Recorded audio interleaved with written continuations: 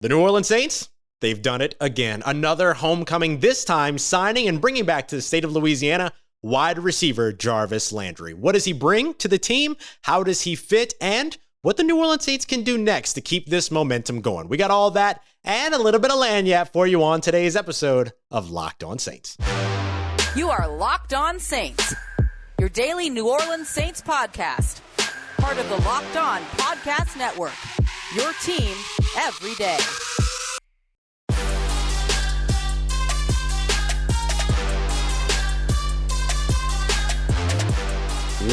What is good, Who Dat Nation and Who Dat family? Welcome into this bonus episode of Locked On Saints, your daily podcast covering the New Orleans Saints, part of the Locked On Podcast Network, your team every day. Thanks as always, making Locked On Saints your first listen of the day every day. Don't forget that we are free and available on all platforms, including on YouTube as well. And I'm your host, Ross Jackson, at Ross Jackson Nola on Twitter, USA Today's Saints Wire. Tuesdays are on Locked On NFL, and here with you every single Monday through Friday, and sometimes on Saturday, and more here on Locked On Saints. Today's episode of Locked On Saints is brought to you by great moves by the New Orleans Saints, who have absolutely turned the narrative of their early, slow start, sort of very patient offseason around, now with the signing of Jarvis Landry, returning the veteran wide receiver who has spent 8 years in the NFL, going into his 9th year, 5-time Pro Bowler, returning him to the state of Louisiana now as a New Orleans Saint. Take it in, everybody.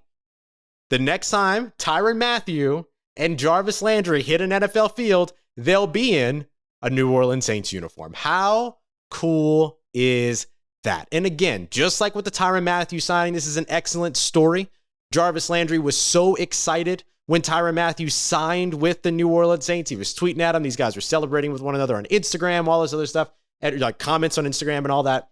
Jarvis Landry had a video ready and prepared to drop after he signed with the New Orleans Saints. So this is a big deal for Jarvis Landry. It's a big deal for the state of Louisiana, and it's a big deal for the culture of the New Orleans Saints. We've always said that there's absolutely no example out there of a franchise that has a connection with its community more than the New Orleans Saints, and now you have Louisiana born and bred players that are a part of that connection immediately, in Tyrann Mathieu as well as Jarvis Landry. So what is it that Jarvis Landry brings to this team? Well, he brings to this team a winning attitude. He brings to this team a veteran presence, and he brings to this team, just to put it out there, frankly, and not sugarcoating anything, exactly what it is that they need and that they didn't have last year, which is a veteran presence at the wide receiver spot. The New Orleans Saints wide receiver position and wide receiver room is going to be completely different going into 2022. Now, we've heard that Michael Thomas still has some hurdles to overcome. That might be a little bit of coach speak in terms of his recovery. We see him running on Instagram, working out with Chris Olave, all of that. And it seems that they're expecting to have him back. He's slated to return in 2022. So he's going to be your wide receiver one. You went out there in the first round, you traded up, you grabbed Ohio State wide receiver Chris Olave, who's going to be your flanker, your deep threat, your 3-level threat type of guy. And now you add Jarvis Landry, who's going to be the perfect complement of both of those weapons. You can put him on the inside, you can put him on the outside. He can threaten at all 3 levels, particularly in the short and intermediate areas. And he gives you a little bit of run after catch threat as well. There was all of that talk about Chris Olave not necessarily being very impactful after the catch. Now you get that element of the game with Jarvis Landry. And it's not because Jarvis Landry is this elusive, super shifty Tyreek Hill type, but instead it's just that he doesn't care and he will run through tacklers. He, according to Reception Perception, in 2021 went down on first contact less than 50% of the time and has not dropped below 70% catch percentage since Reception Perception started tracking that stat, but once in his career. So when you look at that piece, right, the contested catch piece, you get the contested catches with Michael Thomas as well, who's a brute and makes great plays at the catch point, at high pointing passes, all that. And then you also have Chris Olave, who had the second highest contested catch percentage in this year's draft class, behind only Drake London, while also having the best win percentage against man and, more importantly, best win percentage against press. Now, that was against college competition, of course, but some of that should translate very nicely to the NFL. And now you have these compliments along with Michael Thomas to have a guy like Jarvis Landry added. And that's just such a fantastic piece. So now let's just look at the offense in terms of what he brings you in terms of the skill position players. Listen to the names: Michael Thomas, Chris Olave, Jarvis Landry, and then you've got a running back stable that starts off with Alvin Kamara. We'll circle back to the running back position a little bit because there's still some work to do there, but then you've got him, you've got Mark Ingram, who's back, and now you have this revamped offensive line with Trevor Penning, who looks to be in line to start for you at left tackle. And all of a sudden, if this team just can avoid having to start 4 quarterbacks and 58 different starters throughout the season, should hit that 12-5 double-digit win projection that I gave after the schedule release came out last night, Thursday night. So, looking at what the New Orleans Saints now have available to them, with Jarvis Landry now being a piece of that equation, this offense has no excuses at all, right? There's nothing that they need. I mean, it's not that there's nothing that they need, but they're not in a situation to where they're barren of talent, right? They have the talent that they need. And Pete Carmichael now has all the toys that he wants, right? You look at what the New Orleans Saints have been in the past, which is a team that in some cases has kind of relied on the scheme to elevate the talent, relied on the quarterback, Drew Brees, to elevate the talent. Now you have the talent in the building that should be able to maximize your scheme, and a scheme that can maximize the talent. It works now sort of more symbiotic, right? The relationship between player talent, personnel talent, and the scheme that utilizes them is more symbiotic. And I think that that's something that the New Orleans Saints need going into 2022, right? You have a first-time head coach, not first-time all-time, but first-time for the New Orleans Saints in terms of being their established head coach. He was their acting head coach last year for a game. But you've got Dennis Allen, who's coming in as a first-time head coach. You have Pete Carmichael, who is now the first, for the first time, a full-time play caller, all told, without there being some, suspension to a head coach or ACL tear to a head coach. And now you also have these players that are really in this system for the first time. Chris Olave, Jarvis Landry, even to an extent, Jameis Winston, because Jameis Winston is going to have to kind of shift into what Pete Carmichael wants as opposed to just sort of led by what Sean Payton wants. And that goes to the offensive line. Everybody that played on this team last year still has something new going into this year. But now, with guys like Jarvis Landry and Michael Thomas and Alvin Kamara and Chris Olave at the helm and at the service of a guy like Jameis Winston, all of a sudden they're all able to elevate one another. The scheme is able to elevate them, and they are able to elevate the scheme. So when you look at all of the different ways that Jarvis Landry helps to make this team better, it's undeniable at this point. And it was even before the Jarvis Landry addition. But now, especially with the Jarvis Landry addition, this team in 2022 is without any shadow of a doubt better than it was in 2021. And that should lead to some success in a weaker NFC conference. Now, how is it exactly that Jarvis Landry fits? What types of things can you expect to see in terms of his usage in 2022? Let's break all of that down, have a little bit more fun, get into a bit more of the X's and O's as we continue on with today's episode of Locked On Saints. First, I want to tell you about our friends over at BetOnline.ag. The New Orleans Saints right now set as an over/under in terms of their win total at 8.5 games. You better go smash that over right now, and you can do it at betonline.net. They're going to have those odds. They've got win-loss totals for every team, I think, except for the Cleveland Browns, because nobody knows who their quarterback is. And then you have a whole bunch of other stuff for the NBA playoffs, the MLB's underway, UFC, MMA, NFL futures. You want to, put bets on who's going to win the conference, who's going to win the division, even offensive rookie of the year, which, by the way, Chris Olave still leads in the odds for that as well. Maybe that gets even better with Jarvis Landry taking more pressure off of these guys. So if you want to go ahead and check all of the things around the New Orleans Saints or just around your favorite sport that you just want to get in on the action, make sure you head over to BetOnline today to get that done. It's BetOnline, where the game starts. All right, family, continuing on with today's episode of Locked On Saints. The New Orleans Saints have signed Jarvis Landry and added him to this incredible momentum that the team has picked up since the NFL draft. And speaking of incredible momentum, thank you again for making Locked On Saints your first listen of the day and the incredible momentum that you have helped to build here at the show. So, Jarvis Landry, how exactly does he fit into this offense? Well, when you look at the route trees that these guys have run, and when I say these guys, what I mean is Michael Thomas, Chris Olave, Jarvis Landry. Chris Olave and Michael Thomas, the entire route tree is available to them. You can find, great route success as well as the sort of route rate that they ran all over the route tree. They're fine wherever it is that you want to use them. Jarvis Landry, though, was a little bit more specialized. And so him running screens have been very successful. Were very successful in 2021, actually 100% success rate on screens, although he only ran those 3.8% of the time, so it's a small sample size. Corner routes, 75% success rate. Dig routes, which are basically just in routes, right? Running, pushing upfield, and then turning 90 degrees, running straight across the field toward the inside of the field. That has a 73.1% win percentage. or success percentage. The other place where he's been very successful, 70.8% of the time, is on out route. So just the opposite of that dig route, right? You push up field and then run out toward the sideline at a 90-degree angle as opposed to toward midfield. So when you look at where he ran or the routes that he ran the most, slant routes, 24.1%, flat routes, which is just an out route but closer to the line of scrimmage. You don't push, nearly 10 yards upfield. You only push 2 or 3 yards upfield. That puts him at 15.6%. And then those out routes where he has that 70.8% win percentage, he also ran 10.1% of the time. Those dig routes or in routes where he had the 73.1% win percentage, he ran 11% of the time. Didn't run a lot of 9 routes or just, fly routes right up the field, right? Just your vertical, basically. 7.6% of the time. And then he was around 5% for posts and then just under 2% when it came to corner routes. So you can see that where he's most utilized is on in-breaking routes toward the middle of the field and in the out route. Now, if you've been here with the show for a while, you're going to know this. If you haven't been here with the show for a while, here's something you might not know about me. Out routes, particularly to the opposite side of the field, I hate them. I hate seeing them in the NFL offense these days with how fast and just how jumpy cornerbacks are now. It's great if you want to run an out and up, kind of like a double move, which expect to see that from Chris Olave quite a bit in 2022. But the out route is one that I'm a little bit off put by. But running digs, being able to run corner routes, being able to run slants, all those things allow you to be able to utilize Jarvis Landry as a short to intermediate threat that can make contested catches, just like we talked about. Hasn't gone under 70% in the time that perception has tracked that stat but once in his career during that range.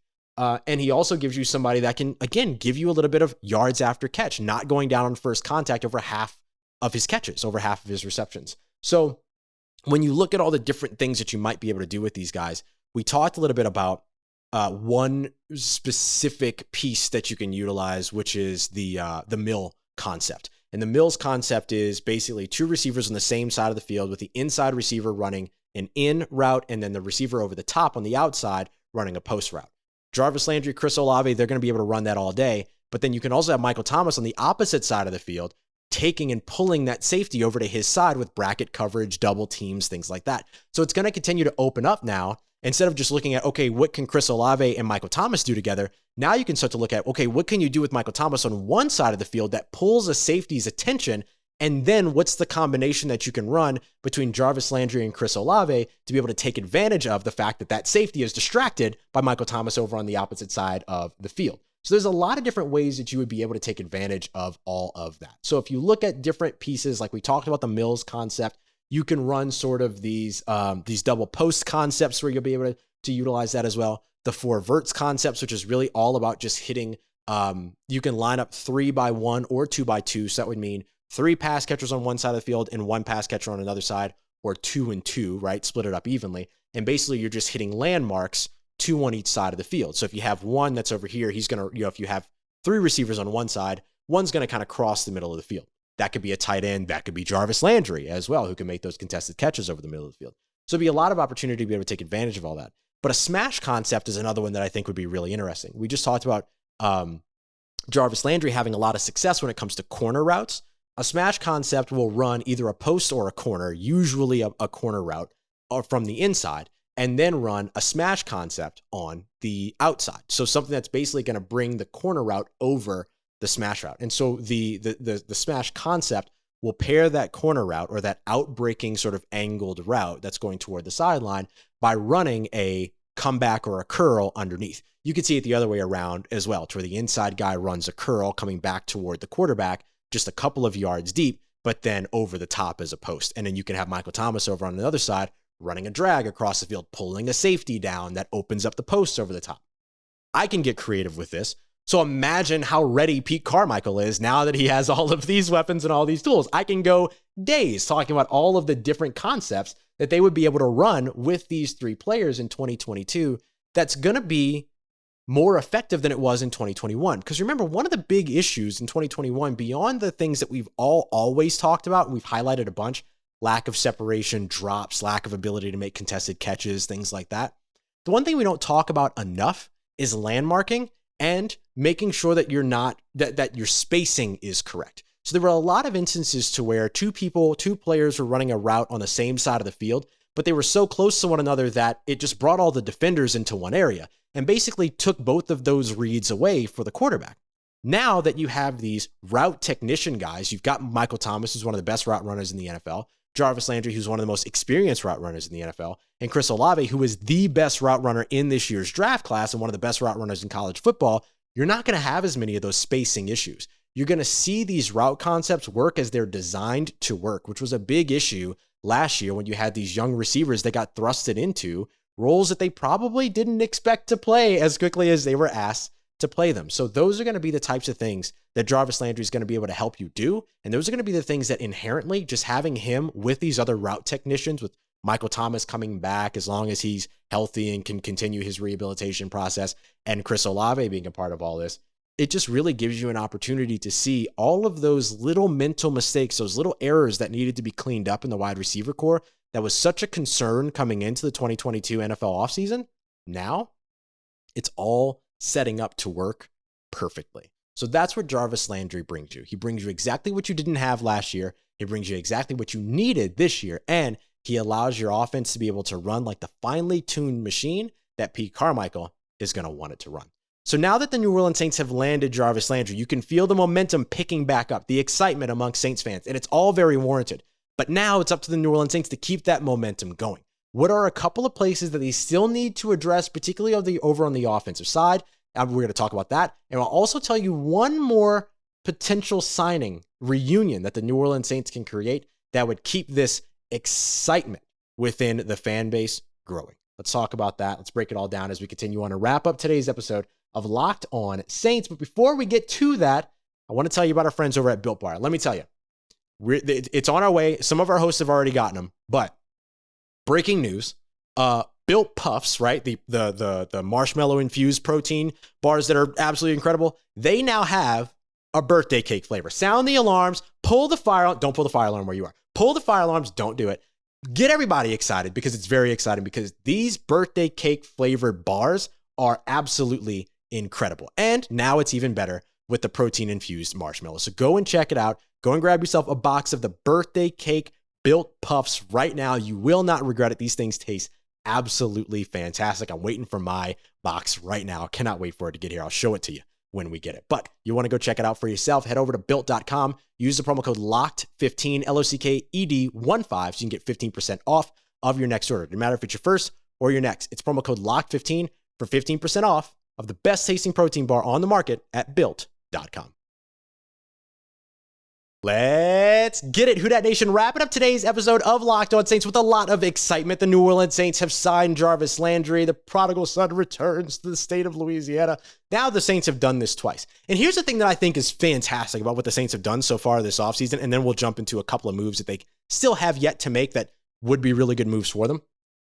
If the Saints would have signed Tyrann Mathieu and Jarvis Landry a week in the free agency, the temperature barometer, like the way that people receive the Saints offseason, would have been completely different.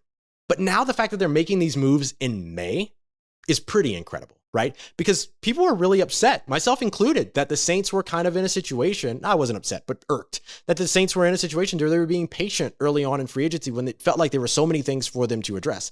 Now you're seeing why, right? Because they clearly knew that they could take care of some of the things that they needed to take care of, like Marcus May early in free agency, get the draft right, which they did a great job doing that, and then turn around and be able to add some of these late free agents. I think that everybody kind of knew that guys like Tyrann Mathieu, Jarvis Landry, Julio Jones, Akeem Hicks, Melvin Ingram, like these guys that are still out there that were still out there because until the Saints started signing all of them, these guys that are still out there, that they weren't going to sign like that. They were going to wait until after the draft. They were going to wait to make sure that they went somewhere where they had a role. And that's where you've seen the New Orleans Saints really skyrocket their offseason and go all in, because this team is a team that wants to win now. They told you that when they traded away next year's first round pick. They believe that they can win now. They believe they can do it with Jameis. That's why they didn't invest in a rookie quarterback. Not investing in a rookie quarterback, very smart move for Dennis Allen, by the way, because his reputation as a first-year head coach for the New Orleans Saints is not tied to a quarterback. He inherited a quarterback, so it kind of gives him a little bit more leeway there. And they put all of the weapons that they need around said quarterback in Jameis Winston, a quarterback that is extremely talented and is set to have a really impressive and maybe kind of unpredictable 2022. BetOnline put out odds about quarterbacks that are going to top the league next year in terms of passing yards. Jameis Winston, not even on the list. Not even on the list, which I think is absolutely abhorrent. So I can't wait to see what the New Orleans Saints do, especially now that they've added Jarvis Landry, Chris Olave, Michael Thomas returning, all of that. And then you've got Deontay Hardy, who can still impact and take the top off of defenses, as well as make something happen with the ball in his hands. You've got Marquez Callaway, who could still be a very good and reliable big slot receiver for you. Traquan Smith, who could be some reliable hands for you as well in some tough situations. So I like where the New Orleans Saints are. And oh, by the way, they've also got a superstar in Alvin Kamara that may be unavailable for some portion of the season, but for the majority of the season, he's going to be an absolute playmaker for you, and he's going to be a big-time difference maker. So what can the New Orleans Saints do next? One thing that I think will keep the New Orleans Saints fan base energized is bringing back Kwon Alexander, right? The New Orleans Saints went so long without touching any of these LSU guys. They've never really been afraid about signing them in free agency, as we've seen. But now in this offseason, when you've already got Will Clapp on the roster, you're bringing back Tyrann Mathieu, you're bringing back home Jarvis Landry now. Let's get Kwon back home, right? Go ahead and get Kwon back home, New Orleans. So I think that would be a big one that would have everybody excited. And you need a little bit more depth at linebacker as well. You have a lot of youth in that position. So getting Kwon back next to Demario Davis makes a lot of sense. I have a lot of faith in guys like Pete Werner. I'm really excited to see what happens with DeMarco Jackson. I know he might be more of a special teamer to start, but you like the let's just say the development ceiling for him is there for sure. But you know what you have in Kwon Alexander, and you know what you have in Kwon Alexander next to Demario Davis, and then you add that energy to a defense that already now has Tyrann Mathieu and C.J. Gardner-Johnson there, who, by the way, was hysterical when he saw that Jarvis Landry was getting to New Orleans. Really, really cool. But you add Kwon Alexander to Tyrann Mathieu and C.J. Gardner-Johnson. Really, really good stuff. The next two things, maybe looking to add a veteran tight end. There's not a lot of those names that are really out there right now. I believe Kyle Rudolph is still available. Maybe he's like a guy that could make some sense for you in terms, he's still a free agent. So like Kyle Rudolph is somebody that can bring some veteran leadership to the position. But I'm also interested just to simply see what type of steps forward Nick Vanette, who missed the first half of the season, is able to make. Adam Troutman, who had really, really heavy and honestly unfair expectations levied on him last year. Plus, you've got Taysom Hill that now gets to focus a little bit more as a pass catcher and a move F tight end type, right? So I'm really interested to see what they do there, but that's a spot that they can add. And then the number one spot that I think for them that would be really interesting to see them still go out and do, add another piece, would be another veteran running back. Darrell Williams, since you want to continue this LSU comeback story, Darrell Williams is out there. Phillip Lindsay could be really interesting. He's kind of Sony Michel-like, but a little bit more of a versatile piece than he is a strict running back like Sony Michel, who led the Super Bowl champion Los Angeles Rams in rushing yards last year. I don't think you're going to get that from Phillip Lindsay, but just look at the versatility of somebody that can carry out of the backfield and catch out of the backfield. And then finally, there's a couple other options too, right? There's the reunion opportunities with guys like Latavius Murray, as well as, of course, Devonta Freeman. So either one of those could be, or any of those four could be really interesting. I would expect to see the Saints do that. Although, if they just want to kind of put all their chips in on Abram Smith, somebody that they really, really like clearly, just by looking at the contract that he got as a UDFA, I'm not really mad at that either. Really interested to see what he looks like in training camp. So the New Orleans Saints, they are on their way. Y'all, they are on their way, and they're expecting to show up, and they're expecting to show up big in 2022. And this Jarvis Landry signing just further confirms that. And I think that the Saints aren't done. I think that they have some other things that they may be looking to do as well. So keep an eye out on everything going on with the New Orleans Saints. Clearly, there's no rest when it comes to that front office right now in terms of the ability to be able to compete in 2022. All in, everybody. The New Orleans Saints, they are all in. Rookie minicamps this weekend. We'll be able to talk about that on Monday, break all of that down, tell you how Chris Olave looked, how the rookies looked. We'll update numbers, all of that. And then we'll be able to speak a little bit more on what Jarvis Landry brings to the New Orleans Saints, because we got to break that down a whole bunch as well. And we'll look at the first quarter of the NFL schedule for the Saints. So much here on Locked On Saints. I appreciate you, as always, for making us your first listen of the day every day. Don't forget, go and check out that Locked On NFL podcast as well. 30 minutes, everything you need to know around the league with some phenomenal talent over on that show. So go check them out, Locked On NFL, for your next listen wherever you get your podcast and on YouTube as well. As always, for everything else you need around your New Orleans Saints, make sure you follow me on Twitter at Ross Jackson, NOLA. Hit me up. Let me know how the family's doing. Let me know how you're living. Let me know how your mom and them. And trust you, that nation. I'll holla at you.